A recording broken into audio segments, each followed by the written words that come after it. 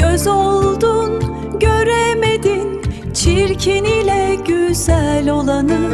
Kulak oldun, duyamadın kötü ile iyi olanı.